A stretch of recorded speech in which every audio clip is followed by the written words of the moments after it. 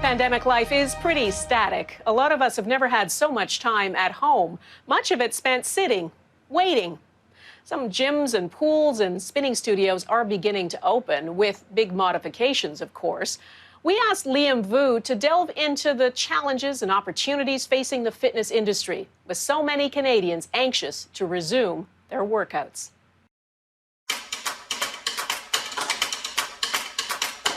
Three months ago, the fitness industry was booming, generating $127.4 billion globally. And then, the new reality.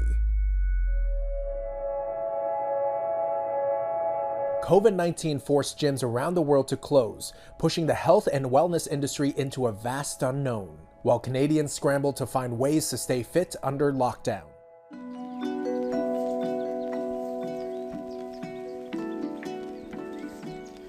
Lisa Balestri is a 60-year-old financial consultant who is pushing back against the pandemic. She goes on daily walks and runs, and every other day dedicates 2 hours to strength training. I've worked out all my life, so at different stages of my life I've had different reasons why to work out. When I was younger it was more of a competitive. After children it was more to stay in shape and keep up with the kids. 40, 50, the aches and pains were coming. She has no choice but to keep moving. She's living with arthritis, a herniated disc, and spinal stenosis, which can trigger excruciating pain in her neck. I find that if I don't exercise, the pain will start again. When you're in pain, in constant pain, I think it's such a mental toll on you, and it can put you into depression, high anxiety. A recent poll found 30% of Canadians were feeling anxiety about the pandemic, triggering other issues, with 29% saying they're overeating, the same number also reporting a lack of exercise. There's long-standing research to show that there's a relationship between physical activity and mental health. Being more active improves mood, symptoms of depression, symptoms of anxiety. We can't really fight the research anymore on that. And it's not just everyday Canadians struggling to find motivation. Celebrities, they're just like us.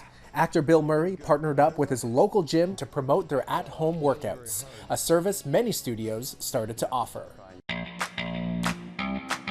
What's up, Bolo fam? Callie here, coming to you from Bolo. Callie Ricketts is a former TV producer who took a leap of faith 2 years ago and opened a 7,000 square foot fitness facility in Toronto. Before the lockdown, the studio offered 16 classes serving several hundred members on a daily basis. The pandemic required pivoting, renting out weights, and leading workouts online.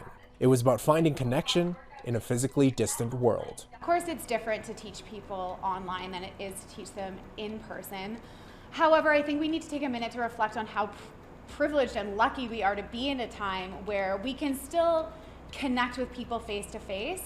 And of course, another really amazing benefit of the virtual world that we've kind of discovered is that we can serve more people from, more places, farther away. And while there's no shortage of motivation online, finding fitness gear continues to be an exercise in patience and endurance. Last March in the US, retail sales for training equipment surged by 130% compared to last year.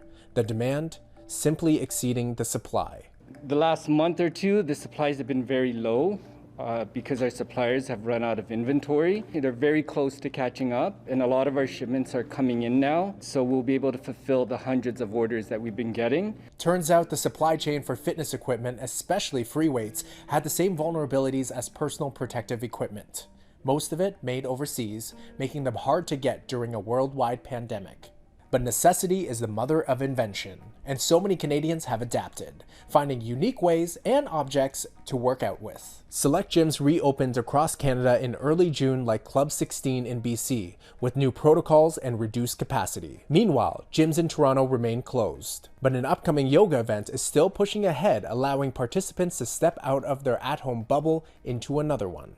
But the fitness industry may never be the same. We know one of the main barriers to people exercising is the fear of going into a gym in the first place. Where do you look? Where do you go? What kind of equipment do you use? Even those who didn't experience that anxiety going into a gym may now experience it. For some individuals, will be very anxiety provoking. Addressing physical and mental health is something that gyms will have to tackle once doors reopen. In some cases, doors that never opened in the first place. Tribe Space Yoga was set to open in the spring, but COVID-19 put a pause on the poses. Owner Jordana Ricketts acknowledges the lockdown could bankrupt her, but says Canadians will eventually need more than just a physical reset. They'll need a mental one after months of isolation. When you appeal to their sights, the sounds with the music and the smells with the incense and the sage that we have burning at all times here, all of those factors combined is really what's going to draw people here and really get them to feel that feeling of relaxation. Lisa Balestri finds that calm by working out. It's not just a physical necessity, it's also a way for her to stay connected to her late father.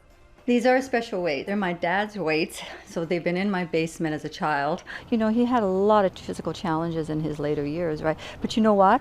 He was out there walking. She is unsure if she will ever step back into a gym. She's just happy to continue being active, blazing her own trail.